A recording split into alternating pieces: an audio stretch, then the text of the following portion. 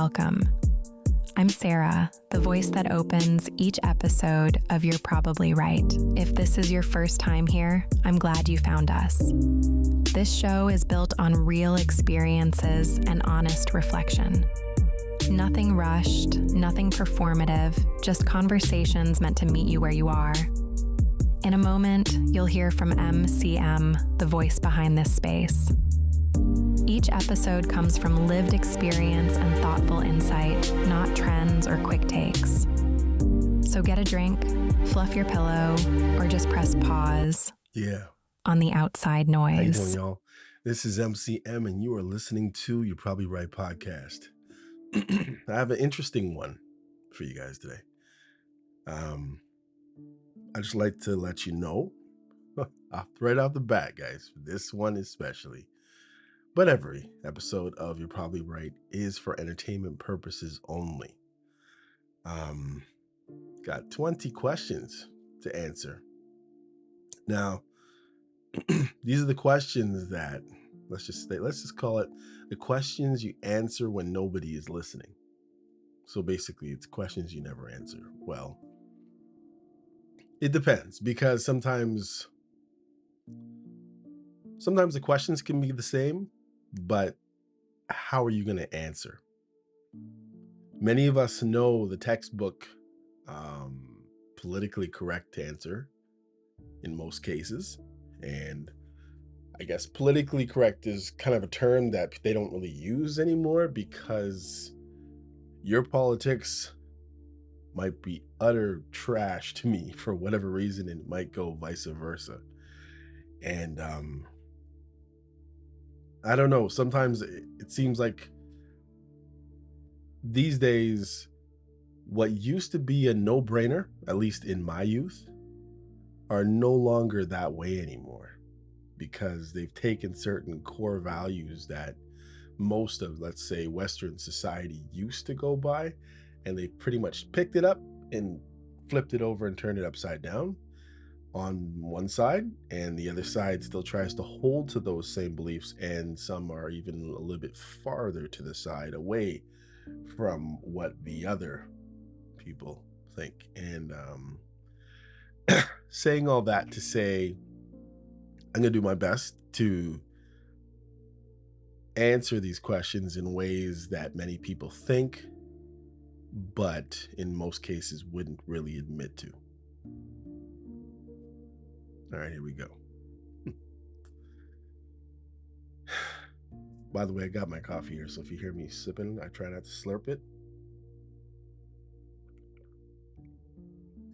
Probably still heard it go down my throat. I like my coffee hot, otherwise I wouldn't even say anything, because I'd be sipping when it's cold. But anyhow, so whatever you're doing, whether you're washing dishes, folding laundry, shoveling the snow, I don't know, salting a pathway, washing the car, cutting the lawn, washing the windows, balancing books, thinking of other things to talk about on your podcast. Whatever you came here to do, I hope you have a good time. I'm going to get right into it. There are some relationship questions you can answer in public. And some questions you only answer when nobody's listening. Not because you're trying to be fake. You're not trying to be fake. We know. But because the truth is complicated, they say, right? And most people do not have the patience for nuance when listening to your answers, I would say. And if you've ever been stuck in an unhealthy attachment, mixed signals, or that strange place where you are trying to keep access to someone who is not really choosing you, then you already know what I mean. You can feel the pattern, but you still find yourself hoping.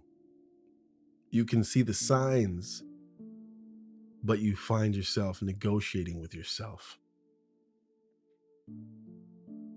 So this episode is a Q&A special, of course. 20 questions that are meant to expose the hidden parts of relationships, or maybe just me.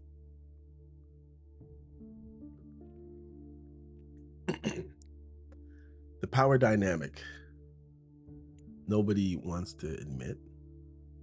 The fear that makes people shrink. The little bargains people make from warmth, intimacy, reassurance, and control.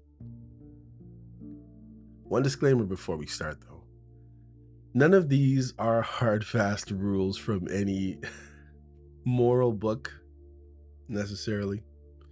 Um, it's just me shooting the stuff. You hear me? There are gray areas. People have history. People have wounds. But patterns still matter. And if you answer these questions honestly, you will stop lying to yourself, first of all, which is the first step to getting out of an unhealthy attachment.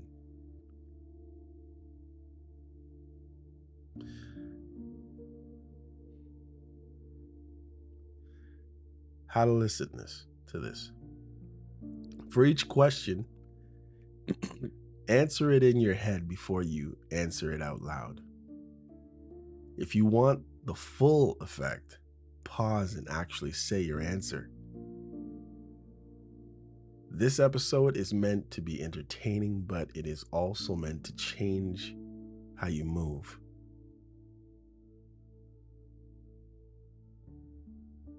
Now, I'm not trying to encourage how what was it Chappelle show? What was it? How keeping it real goes wrong. Yeah, I think that's what something like that.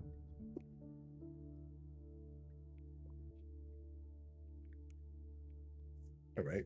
We're only at 7 minutes. I think I can do this quick work right here. Let's see.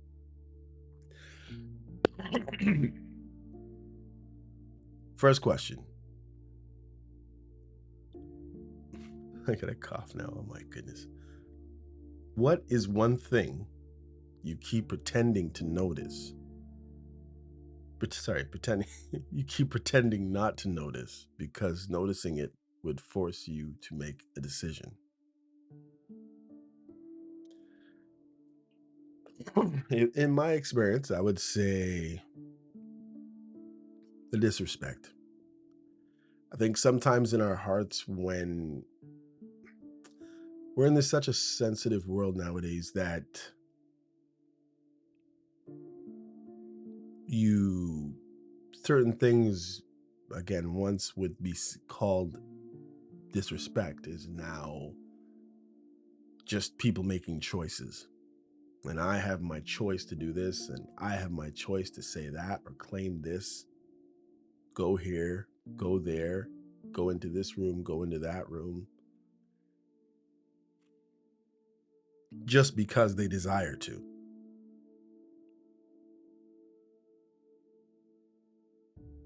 Just because some of them need to, they would say.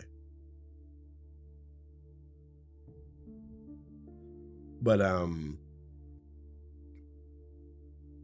I think, yeah, I can't really say the exact things, honestly, but when you kind of glaze over something that if somebody had a normal conversation with you, you'd be like, nope, that's where it ends, and there's no way it can be farther than this. And if somebody said something like that to me, then I'd be out of here. But maybe because of an attachment, maybe because of your investment, your emotional investment, or what other investments you have into the person, you can sometimes get in situations where you're just bending over. You're just, yeah, okay, it's okay, no problem. Or, okay, that was interesting. And you just kind of note it away. Whereas before you would kind of put your thumb on it and say, approach a person and say, this happened. I've told you how I am, and this is how I like to live my life. And if you're going to be a part of it, then you have to understand that what you did there, right there, that thing that you said or that thing that you did crosses boundaries. And the question is whether or not you have the guts to say, I'm finished, or if you can explain to me and come correct as to why this happened. Yeah, something stern like that. All right. I know what y'all think about that one. Okay, number 2. When did you first start editing yourself, and what were you afraid of? Or what were you afraid would happen if you didn't? Well, obviously, I answer that. Well, I'm not gonna answer it backwards. It's okay. Um, when I think once I started placing value, like, I think everybody has their criteria, right? Their rating system, even if they might not say it's 1 to 10, right? Maybe it's 1 to 17, right? 1 to 17 backwards. And the higher your number, the worse you are. Um, I think when, you can feel maybe the weight of what this person is in your life. And because you see the weight of what this person is in your life, could be in your life, or you desire for them to be in your life, you try to coddle the situation. You try to do things to help the situation. You're no longer just allowing you to be you and them to be them. Now you have decided that you need to maybe not say something as loudly as you'd say it before, maybe not be so stern on something you were before. Maybe you would choose to align yourself with something that you know that they align themselves. In other words, just editing away from who you are and moving more over to what you think they would like you to say. And that's generally when that's what happens. That's the kind of thing that happens. But I think it's once you've placed a lot of importance on this person, and maybe you don't even recognize when it happens, but it's a feeling, and it's like there's almost like a pin or a prick that lets you know you're going past where you should be going on the with this person, because they have so much value that it's like you have to edit yourself to keep them around. No matter what you think you are, who you think you are, this person is so important that you don't measure up, and therefore you can snip this and snip that out of your your vocabulary, your character, your person.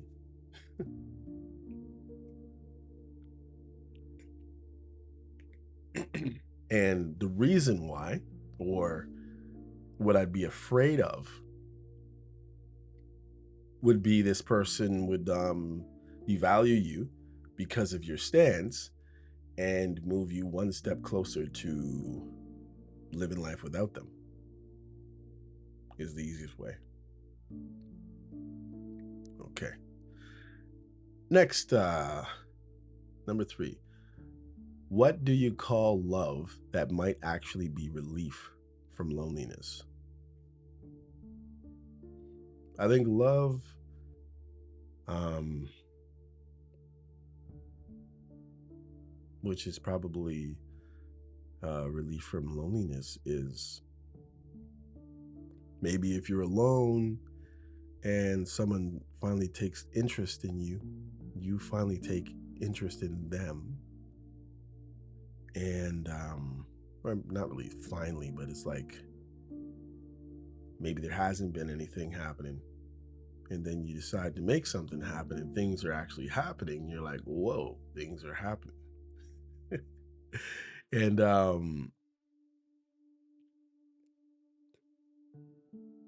I think you just get so much exhilaration Whatever charges that a normal person would have in a normal relationship, a normal secure attachment.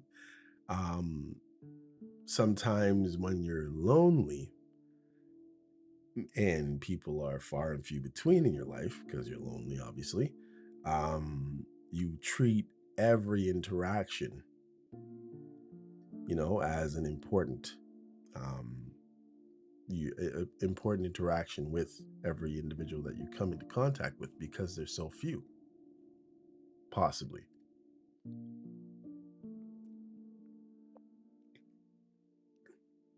Because there are different types of loneliness. I know people who are around, say, um, 700, 1,000 people every day, like around people, constantly having conversations, but it's all business. It's all institutional. So you're not going to be expressing how you really feel about something that's bothering you right now. You're just going to kind of keep it surface level. And if you have that situation and something that looks or has the makings or the beginnings or the building blocks of something that you would call your best case scenario in a relationship, then you're going to place a lot of value just automatically. Chemically, you're going to place a lot of value in that attachment, and therefore it might just be relief from loneliness, and therefore it might not even be all. Maybe in normal circumstances it wouldn't even be at all. Maybe that person wouldn't even be that thing that you have them at, that pedestal that you have them on. Maybe they wouldn't even be able to hold the bottom of it, but for whatever reason, which probably loneliness here, um you've decided to lower your standards to just have a sense of a feeling of life outside of yourself. Who knows? Number 4. What is the difference between fighting for a relationship and auditioning for basic respect? Well,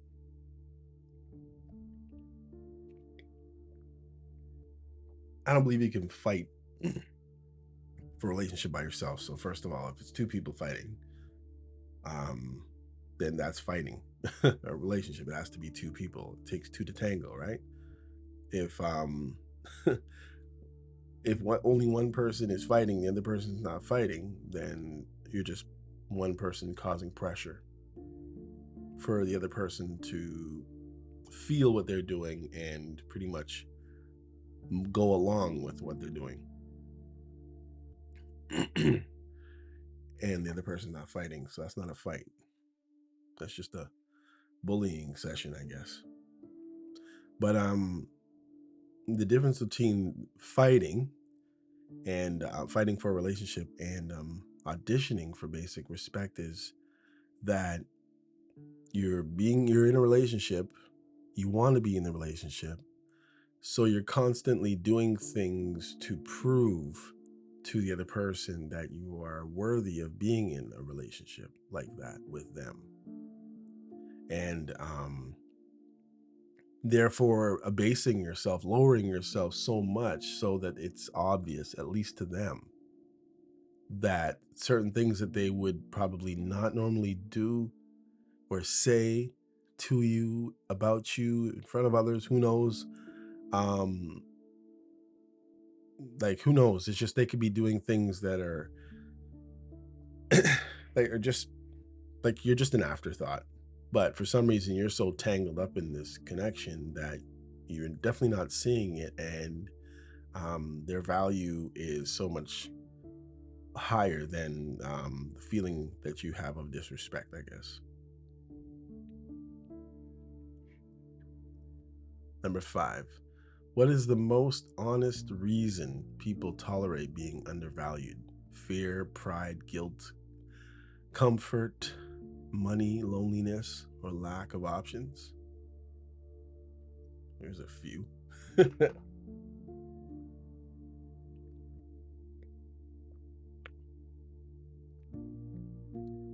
being most honest, I think fair. It's always fair. It's not necessarily pride because not everybody has that in them in the first place. That they're just kind of like, whatever. It's okay. I don't have to dominate everything. I don't have to be the ruler of everything. I'm not the most special all the time. Um, and I don't think it's guilt because I mean, every once in a while, I would say society tries to throw these guilt trips on people in various ways, and I think people are more logical in the on the average to be just thrown down with guilt to make you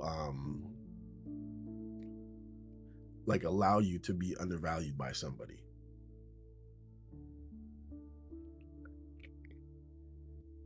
But I know there are people who have been pushed down by very special people in their lives and were constantly spoken to in a very negative manner, and therefore they have like these various mantras ringing in their head about what they're worth and who they are and who they're not and the condition of them, and therefore they believe that about themselves. So it could be guilt, but I think it's misplaced guilt. And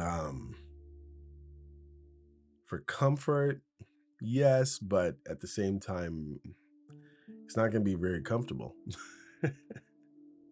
They'll have the highs and lows, and it's probably better than just having all lows, I guess they believe that they'll have, right? Money, for certain. I mean, just look at society. Some of the craziest things you've ever seen in your life, besides accidents, are the things that people have been willing to do for money, for more money than usual. I think that's what's going to cause the next thing when it comes to Middle East and say Western America or Northern America. North America. I was saying Western society, Western America.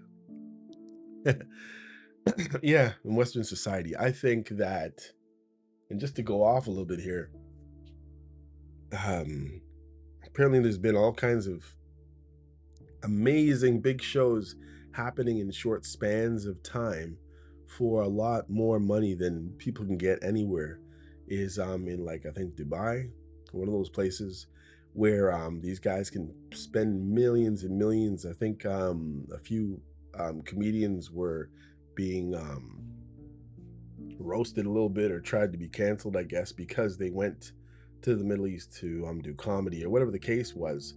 But when they found out, or somebody was interviewing one of them and said, "How much did you get to do your comedy show down there?" And the person was talking like 5, 6, 7, 8 million for an hour's work or something like that. And it's like these guys have that much money. People think about the power of North America or power of the United States or whatever it is like that. I don't think that power that they had, because money talks at the end of the day, currency talks at least. Um, I don't think the Americans have it like that anymore, to tell you the truth. I think that money that they're throwing around for all those different celebrity or semi-celebrity pro fights and YouTuber fights and old beans coming out of the woodworks to get another fight to get a huge, huge, huge payday that sometimes was bigger than any pay they had in their regular career. I think money is going to be how people from other countries are going to get people from, say, America to not buy into, but be paid. Basically, I don't know. I think just I'm just kind of riffing a little bit, but I think that maybe people will be paid for their allegiance when it comes to belief systems and their politics and stuff like that, or maybe their taxes will be upheld or their pensions will be upheld, but not by, say, America can't somehow pay all of the pensions or whatever it is like that, And then some country just slides in and says, you know what, we'll honor all of your pensions in our currency and give you a good life. And as long as you kind of pledge your allegiance to what we're doing over here, away from the American way of things, then everything's fine for you. And I think the amount of money because of oil, I think, and all that, whatever goes down there, um, their money's just better. I think that's the big change from I think North America has realized that, and I think that's where the electric cars and all that stuff come in. But anyhow, that's just my 2 cents. But anyway, it definitely could be money. The point is, it could be money because um, again, people do anything for money, pretty much. Um, Out of loneliness, yeah. If they don't think that they can do better, they finally caught somebody in their web. And they don't want to let them go because they don't know the next time anybody else is gonna pass by. Just being honest. Um, and lack of options goes with the loneliness, right? I think it's definitely overall fear, but the fear can be so many different things. But I think fear and in including a lack of options, not even loneliness. Loneliness would be after that one. I think the belief that you don't have very many options is what has people settle. And that's why I think you hear a lot of people saying they don't want to settle, but it's like, I think the fact that you have to state that you don't want to settle shows me that you believe that you actually have to settle, but you're trying not to, but you have to. And it's kind of funny that people I would honestly pay attention to a person that says, I don't want to settle.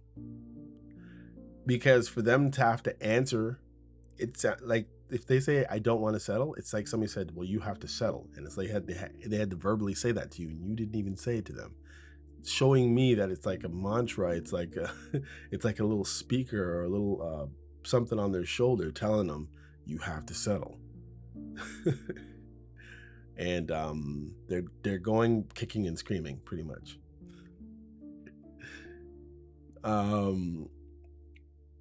What boundary have you avoided setting because you feared the answer you would get?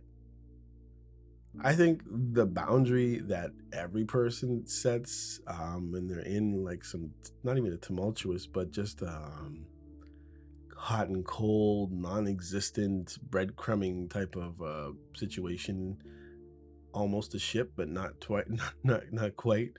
I think the boundary that everybody sets is, and it's kind of weird because it's more of an ultimatum, right? It's like, if this doesn't change, I'm gone. I think that's the boundary, for whatever it is. But like any specific, like any like maybe a contact thing. Maybe it's like, I've never said, you have to be in contact with me every 5 hours or less, or you know what I mean? Like nothing crazy like that. I don't know. I think sometimes you just feel that there's a lot of little different things that you would normally, in a normal situation, put up. But when you're afraid of losing someone who is maybe avoidant or not very romantic, no, not very, I'm not sure what the word is, but I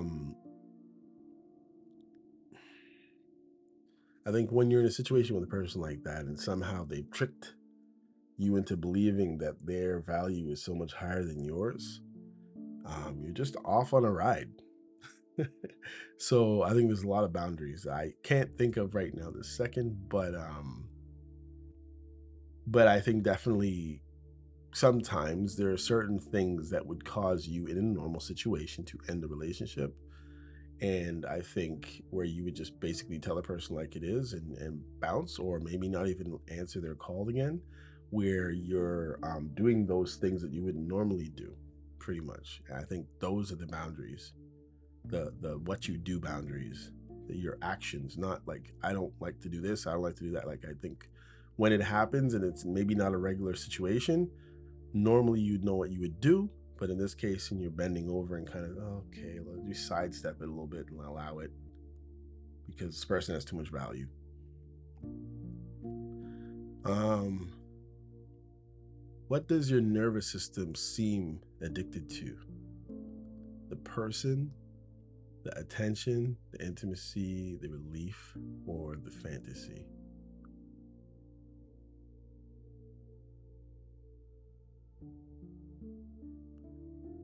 Mm,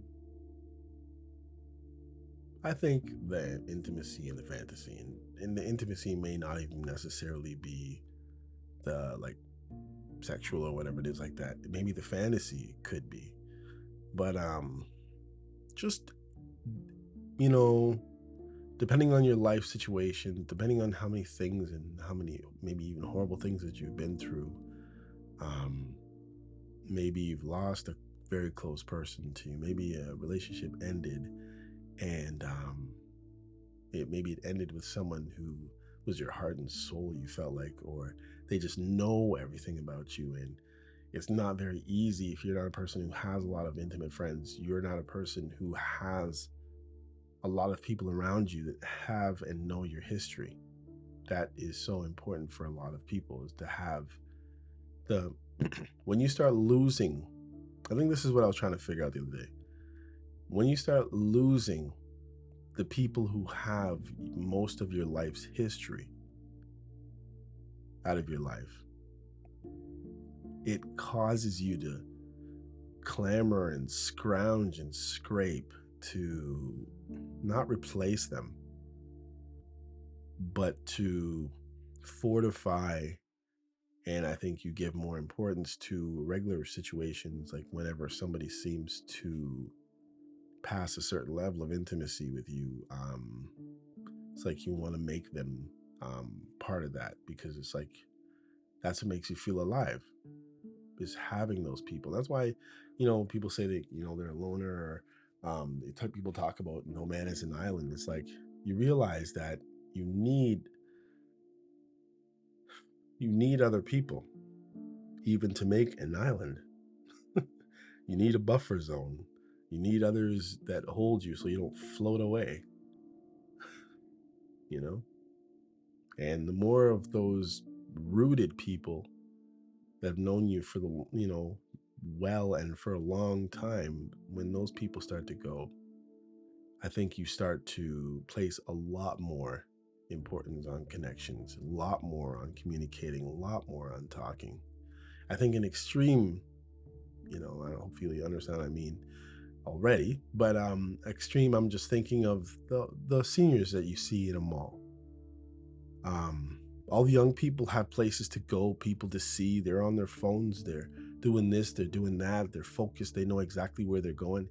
And then if you hang out in a mall long enough, or you go, or you don't even have to be that long, you just end up in a line with a senior citizen, and you'll find out that they're more willing to talk and have conversations than they probably would have 20, 30 years ago. And they realize, I think it's like you get older, it's like you realize something within you, that you need to scrounge for every meaningful interaction. Well, that's obviously later, but every meaningful relationship that you can have, you really want to exercise everything to the fullest if things are right. Because there's going to be so fewer times than that things are going to actually be right. Just with time, right? Um,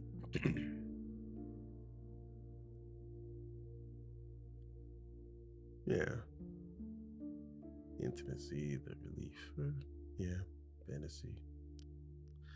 Um, if intimacy disappeared for a month, what would be left? And would you still feel chosen? And I think that's a good question. And somehow I don't know. Like you're in a long term, hopefully a marriage. Um, that disappears for a month. That is a long time. Without like intimate connection, like barring injury, operation, um, something's not right if that's where you're at in most healthy relationships. Of course, age could be a factor, but I don't know. That's a long time. I think once you're dealing with those things, month, 2, 3 months, or just yeah, once it's kind of non-existent, and somebody will be on edge, wondering if it's even going to happen. Because I'm sure when it's once, let's just say once a month, there's going to be times when you're going to miss that month because something happens. And it turns into 2 and 3. So, yeah. And what would be left? You definitely wouldn't feel chosen. But hopefully you like the person. You know what I mean? You can love someone. You could bend over backwards for someone and cater to someone and rescue and save and protect someone. But through all that other stuff that you're doing, if you want something, if something to be there, you have to like the person. And if you really, really like your wife, partner, um, I think it just makes everything so much better. When of course things are going good. Let's see where we at. What is the clearest sign that someone wants access to you, but not responsibility to you? Um, the clearest sign is they'll do stuff that you would normally do, whatever that is, with an intimate partner, or a wife or a husband, and they'll just try to pull those things on you, whatever they are. Do those things. It could be anything. Trust me. Um, within reason, I suppose. But they try to do those things, and it's more of an action. It's not a speak to you thing. It's some type of they do this some sort of a clear action that would only be reserved for a very intimate, close, emotional, set in stone what type of relationship this is, partner thing, and they'll just try to get them off when they feel like it, and therefore maybe they can compartmentalize some of those behaviors where other people can't compartmentalize those situations. And when those situations, those acts, those things happen, it draws them closer, whereas that person, it might not necessarily draw them closer, but they like the feeling too. So they want to see if they can pull it off without the responsibility after. So usually it's draw you in really, really, really close, as intimate as you could possibly be, and then kick you away from them. Yeah. And if you don't have the guts to just leave and say, sorry, I'm done, um, you'll probably enter the cycle basically. If you don't step out of the cycle, if you don't step out of the circle, you're in the circle. So the things are going to be happening regularly to you because you're in the cycle. You're in the circle. And until you can step out of it, there's certain things in your life that you're not going to very well control very well. Yeah. 10. What do you do that rewards mixed signals even while you complain about them? You allow them. Um, and you ignore them, because a mixed signal, all that means is there's conflict. Mixed makes it sound like everything is it when you say something's a mixture, It sounds like things that were different are put together and therefore they're in some kind of harmony, right? You could think of like something mixing in a bowl, all swirling in one direction. That's not so bad. It's saying mixed signal, so it sounds positive. But really, what it is it's confusion, right? So now think of all those different things that are being jammed together, but going in different directions. And that's what mixed signals are. Mixed signals are confusion signals.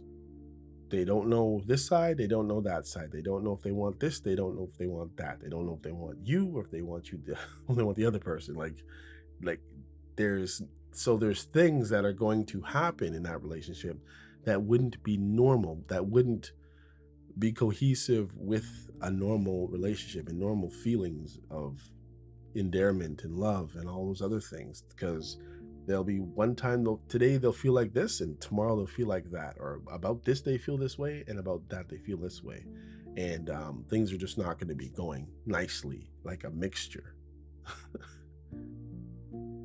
um and therefore, you'll go through those things and you'll just complain about them because you don't like it, but you probably won't even be complaining to them, probably complain to somebody else or nobody else. You just kind of bite your tongue and complain to yourself in the shower or whatever. I don't know, wherever you complain.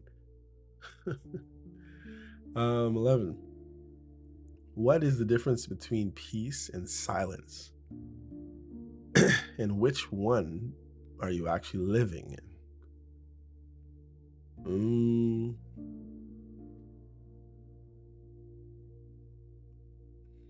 I think peace is chosen. Um, that means everything might not be perfect, but you take the good with the bad, you roll with the punches and all that other good stuff that people say. Whereas silence is, got nothing else to say and I'm just over here. Actually, I guess both can be chosen. I'd say I'm more in the silence area.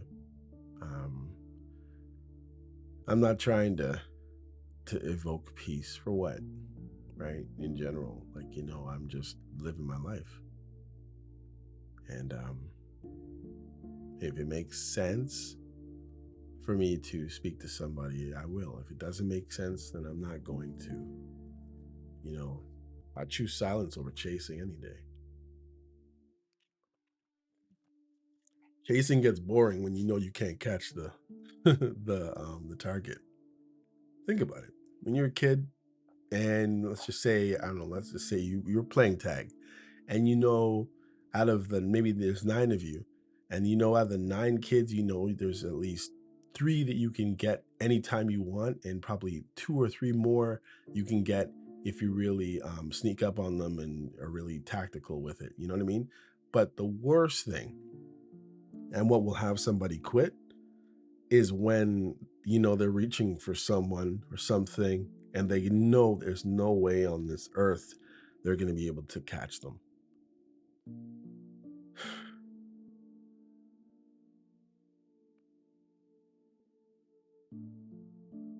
So I don't know, at the end of the day, I guess I think it's silence is the serious one. You've made up your mind, you go along with it and just live your life. No chasing. When you say you are being patient, are you being patient or are you avoiding the truth? I think for me, I would be honestly being patient. Um,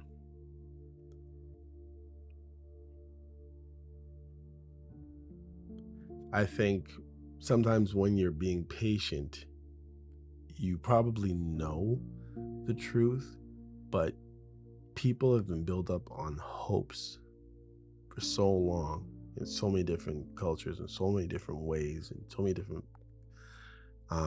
ways of knowing the world. And sometimes they hope against hope.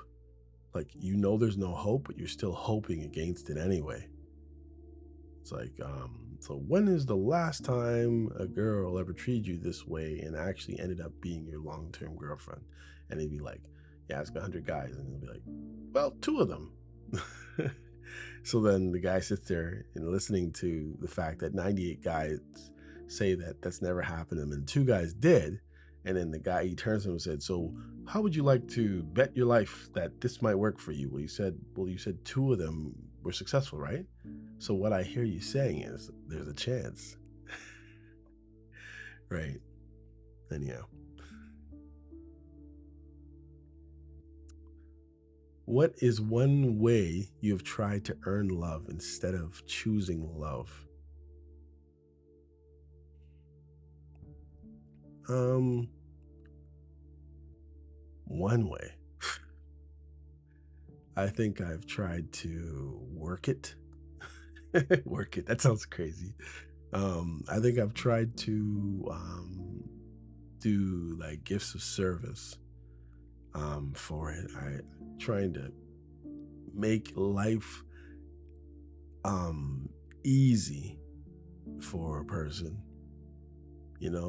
as a guy. You try to cook, you try to clean, you do laundry, you you're making breakfast, you're making lunches, you're making dinners, you're doing all that yourself, and then all of the laundry and um all of the yard work and the responsibility for dealing with car stuff or whatever stuff that maybe in normal situations somebody would just deal with for themselves, but you try to make everything so much easier.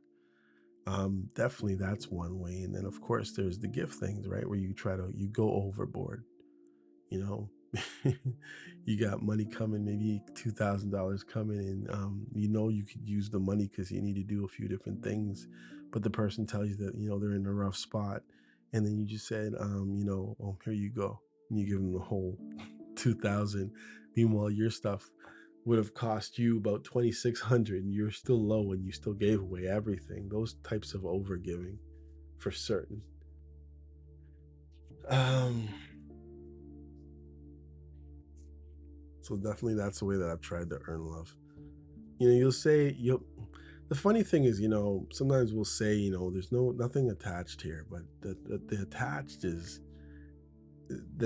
is you're giving to the person because of how you value the person at the end of the day. And not that the thing that you gave them expresses the value of the person, but the great lengths or the great amount that it costs you. You know what I mean? Like if something costs $6 and you only have seven and you go and you buy it, then obviously whatever it is that you got that took away the the, that amount of what you had shows your value, shows how much you care about the thing or the person.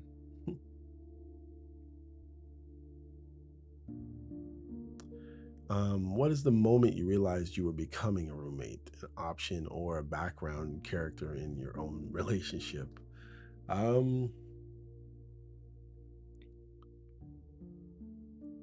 well, I don't know that I became a roommate, but you can definitely see it happening where it's like, you've seen married couples and they seem really close, but at the same time, they give off like brother and sister vibes. It's like they just coexisting in a spot. Everything they do is for the betterment of the team, the two of them, or maybe they have kids. I don't know, but in most cases they don't. But I don't know. You just, but all of the risque, sensual desire, probably some of the jokes probably disappear, maybe not.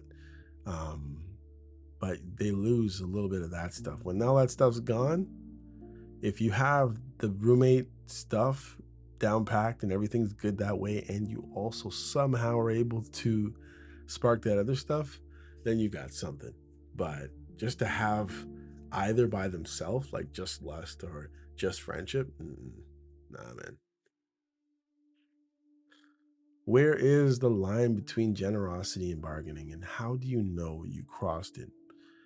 Um, when you're just overgiving, like just look at something that you've given.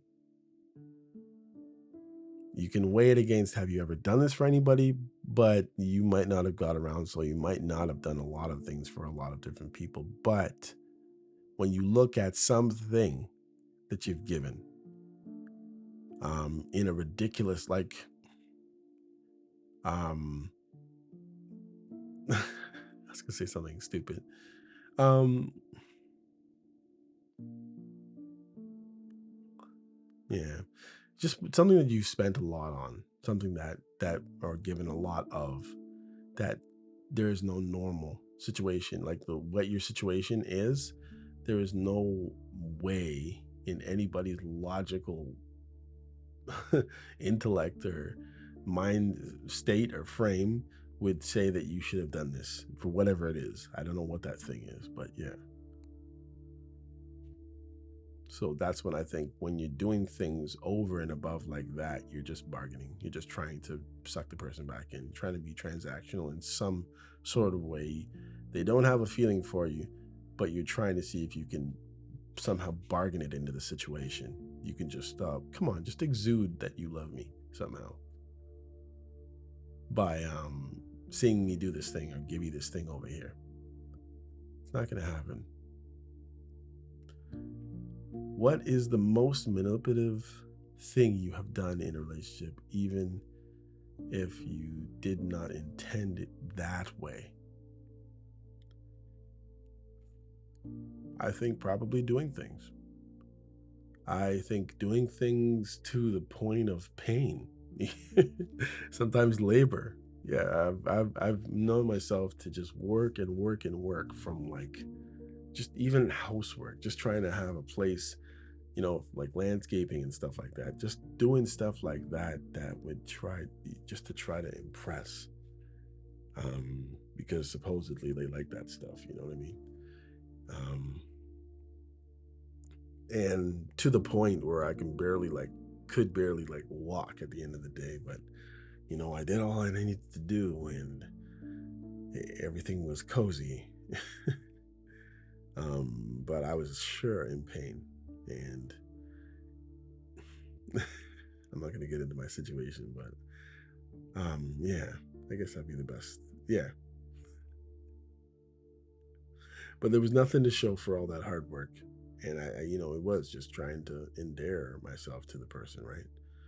And there'd be things off the wall that obviously would have nothing to do with anything that you would think would attract somebody to you, but you're just trying to be your everything. You're their all in all, and I guess try to make yourself so important in their life that it'd be really crazy for them to let you go. Maybe you're handling just so many things and making things so much easier in their life that they have to keep you around. Well, that's not passion. That's not the kind of love that you're going to be hoping for at the end of the day, for sure. What is the most manipulative thing someone can do to you without raising their voice? Hmm. Let's see.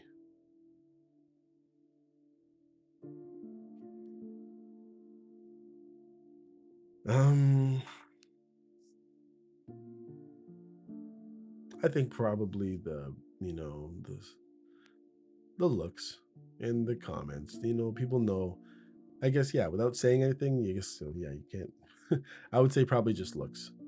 I think people know how to put on a "I'm not happy with you" face for someone who knows them for probably some people probably really short amount of time, but yeah. Um, and you just sometimes you you bend to it, or sometimes I've in past I found it funny. And you see the face like, oh, this is the face we're doing now. It's like you want to just crack a joke, but yeah. What is the difference between patterns and hope in your life right now? Well, there's no patterns right now. I'm just doing me, you know?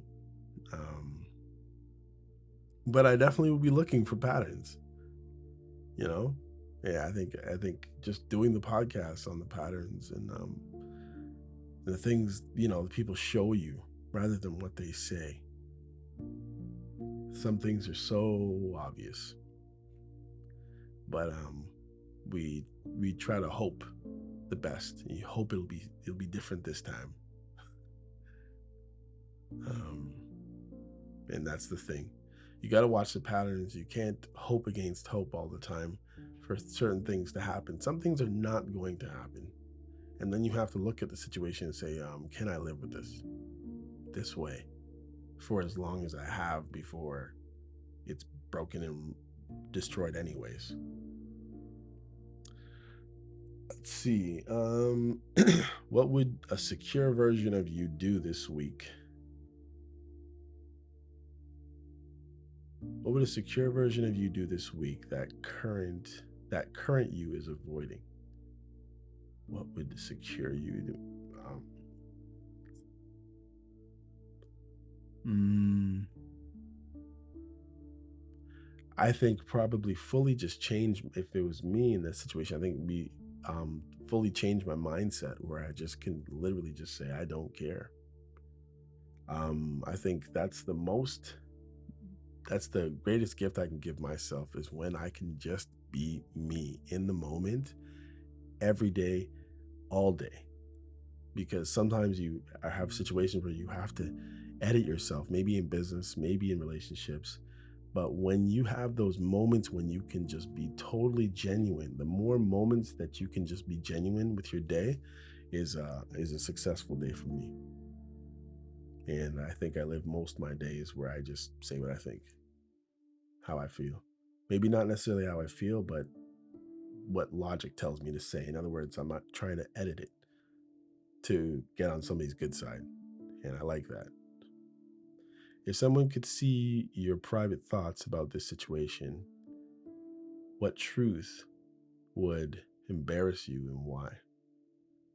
I think in any situation that I've ever dealt with in this type of way, I think that the embarrassing thoughts would be the fact that you knew what it was a long time before you started to consider what you needed to do. In other words, you saw it and it's like you closed your eyes and you looked on the other side and pretended it almost like just fool yourself straight up. And if somebody was seeing your thoughts, it was like, wait a second, you saw that. We know what just happened. Why are you still even talking to this person? You know? So I think that would be it. If somebody could see my private thoughts, it would be like me and that viewer, whoever, has already seen why I need to be about my business and out of there. But for whatever reason, I'm still there, you know? Anyway, if you made it through these questions, you just did something most people avoid. You stopped long enough to look at yourself without excuse. If hopefully you answered the questions yourself. Maybe you had to pause it. I don't know. Anyway, that's rare because most people would rather be comforted than confronted by their own patterns. Here is what I want you to take from this. A lot of people think they are attached to a person, but they are attached to a feeling. The feeling of being chosen in some way, shape, or form of a relationship. The feeling of being wanted, the feeling of being safe for a moment.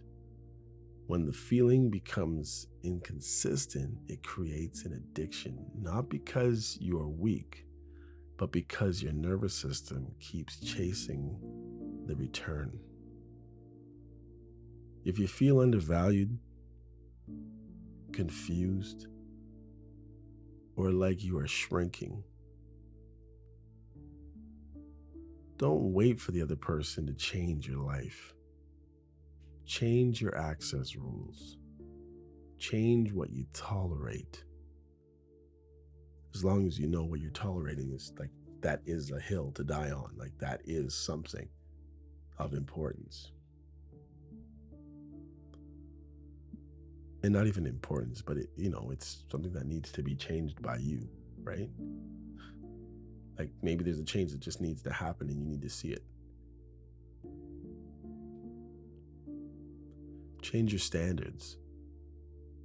And if you need to heal like it matters, because it does. Your future self needs you to stop negotiating with the same pain. You know what you're supposed to do. Anyway, this episode 295, you're probably right. Yeah. But I think I could have still gone deeper. But anyways, guys, till next time, take care.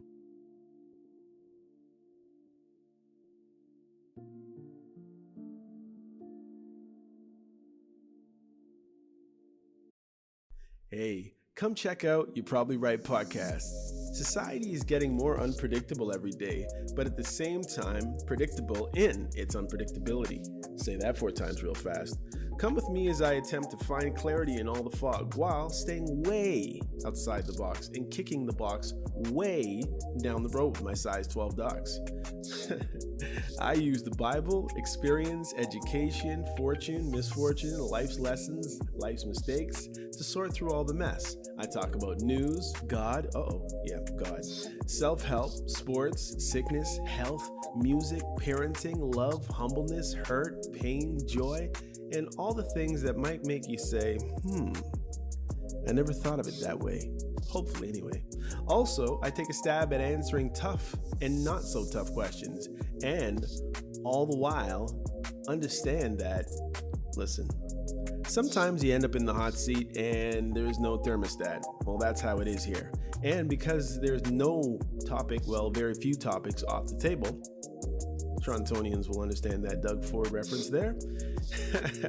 Hopefully the podcast will be helpful and uplifting. And hey, maybe you'll find your own private Idaho here somewhere. Hope to see you soon.